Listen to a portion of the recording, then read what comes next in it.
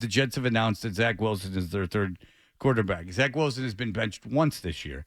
Now we go to the Patriots, where Mac Jones has been benched 3 times this season. Impressive. Which does not happen at any level of sport. Like, do you realize that the NFL, not only the NFL, in college, they don't bench kids 3 games. In high school, I would contend they don't bench you 3 games. No. Like 3 different games in the middle of the game benching you. But here we are, and we are. I'm asking you, are you sure he's not going to start on Sunday? Oh, no, absolutely not. I think, in fact, and I know people have different views of this, but when I listened to Bill O'Brien yesterday, I thought Bill O'Brien, even though he wouldn't tell us his recommendation, I thought his recommendation in just listening to him talk was that Mac Jones should start this week.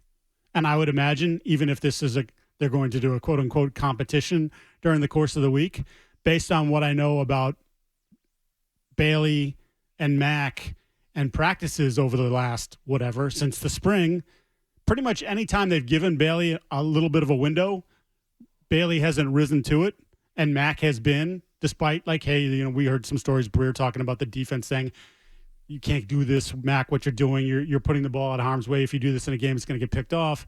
That Mac's been the far superior quarterback in practice. So unless they want to slant the competition in some way, shape, or form in Bailey's direction, if it's truly going to be a competition this week, then it's truly going to be Mac who emerges. All right, so, okay, if it's truly a competition, Mac emerges, and say Mac doesn't get benched again this year.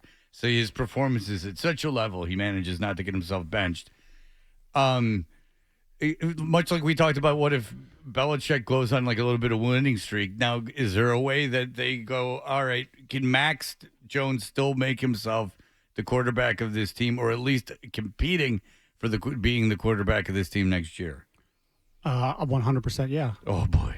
Well, think about it. He's next year. He's not making any money. I know. So they don't have to pick up the 5th-year option. I'd be stunned if they picked up the 5th-year option. Something crazy would have to happen here in the last 7 games for them to even consider that.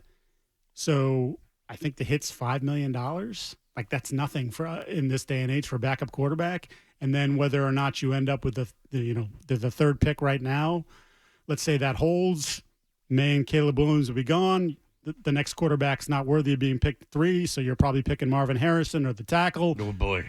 And then you're looking maybe the next tier of quarterbacks in the 2nd round. It's a competition then. You head into the spring and summer with Mac Jones as the incumbent, but you drafted a kid in the 2nd round, and maybe you even blow up the rest of the room and you add a veteran like, say, Josh Dobbs, someone like that, and say, all right, ball's out there. Go ahead, compete. Okay, well, if you were the GM, all right, this Giants game is huge. If they lose this game, and I tell you what, if you're a Patriots fan and you want them to win this game, you're bugging me like that Chicago Bears fan.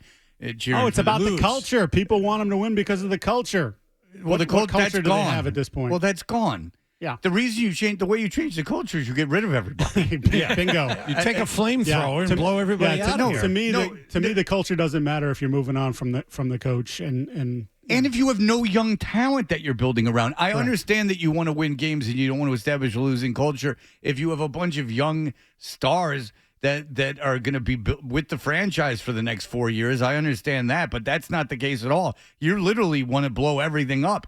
You want as good a pick as you want. So say they're sitting, if they take a receiver, Mike, I mean, that is a luxury that they cannot afford to do.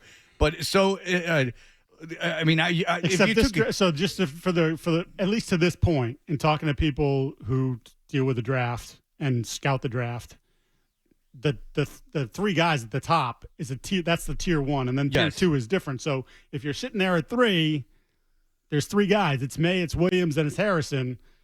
If the quarterbacks are going to be gone, either the 2 teams are going to pick, or they're going to. You could go up to 2 and get a quarterback. Perhaps. Yes. So that'll cost a lot. Yeah, but that's the reason. If they believe no value. If they believe that, okay, look, I know Marvin Harrison Jr. is a generational prospect at receiver, but I would argue that there's got to be receivers. I'm not a college football maven, but I would imagine there's other number 1 receivers available. Not up to his standard. I realize he's special, but I mean, what's up, girl? All right, sorry, that's one of my ladies. I'm just kidding. It just says United States. Nice. So it's a call from the United States. You're so big that the women are calling you from all over the states. I will tell you what. So many women he gave his number out to. That's he just doesn't right. know which one it is. I mean, I am. If you read the email I posted on Instagram, I am a predator. Yes, you are. So, or every time we have Kendra on, I'm a pervert. Yeah.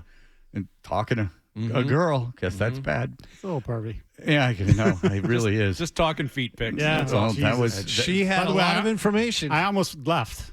Like, how am I supposed to, what am I supposed to do after that? That's like if, like, We're talking to take about off your shoes, get out your camera, and let's go. I did Google, could a guy sell his feet?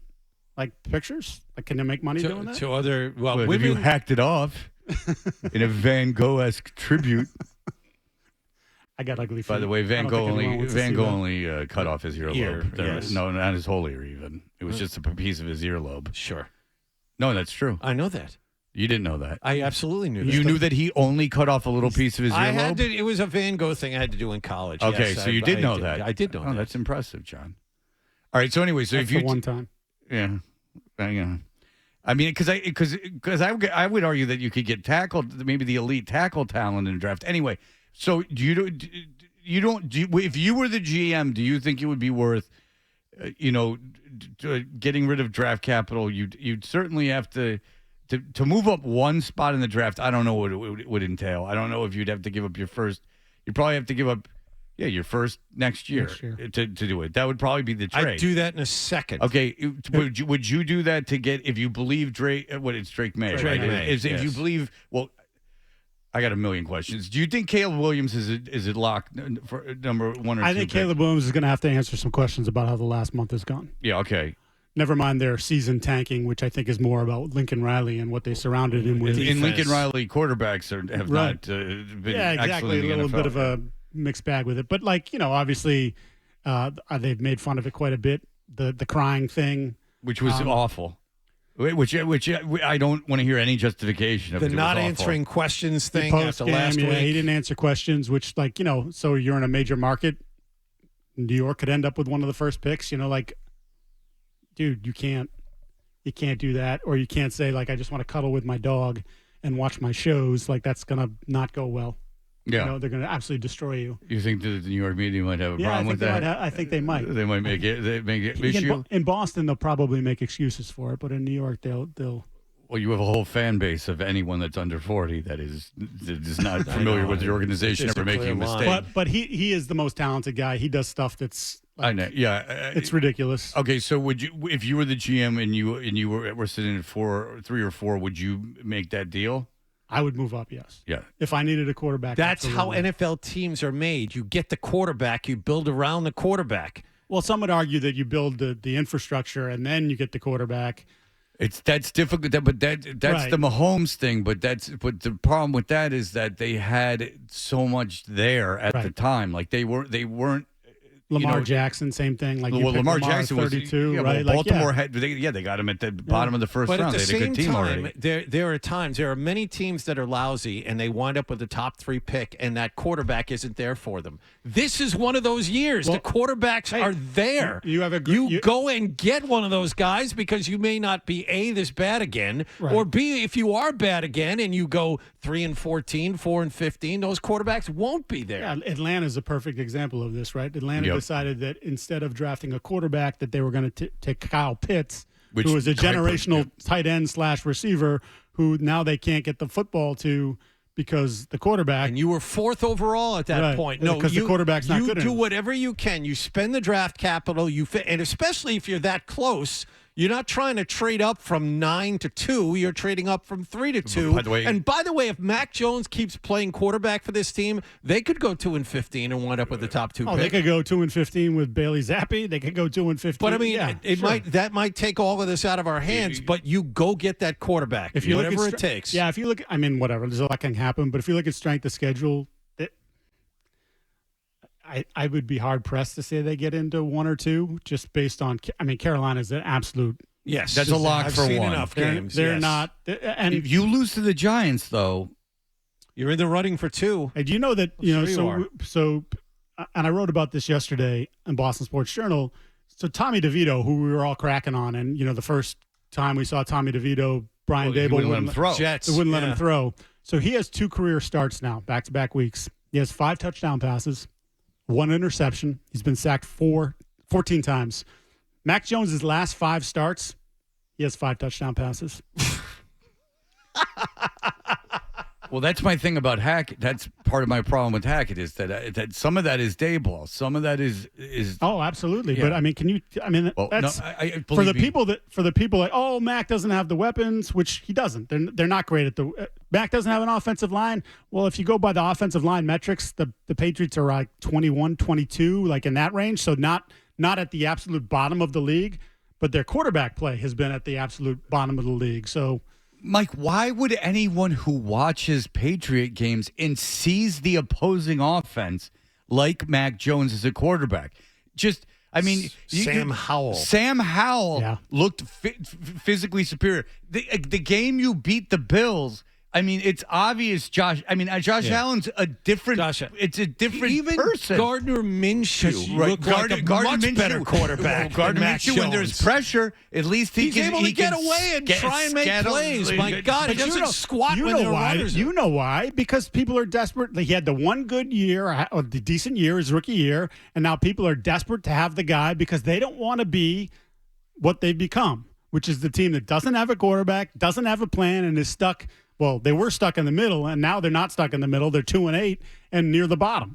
That's why. Well, you know what I've heard. What I heard is they said because of the when they didn't throw the Hail Mary in the Indianapolis game. Yes, is that there's a video online of Mac Jones throwing a ball 70 yards in a practice facility to a kid. Huh? How does that? What does that have to? First of all, 70 yards, and second of all, what the hell does that have to do with him in pads on in an NFL game? If you let me run 5 yards in throwing a bubble, I mean, Jesus Christ! I mean, like the guy threw 90 on the gun. Well, how did he do it? Well, he ran, and then was he off a mound? No. He ran, and it was a lighter ball. I mean, get out of here with this. I mean, that's my point of the excuses people make for Mac Jones. Well, he can make that throw. You don't know if he can make that throw. You have no idea if he can make that throw. Well, at Alabama, I went to the Boston College game. That kid can't throw downfield. The ball hangs in the air for 15 years. Well, Castellanos is about as big as I am, so I'm not surprised he can't. Well, Mac Jones is about as fat as I am. And I can't throw a ball. I got the bursitis. The bursitis. That's right, ladies.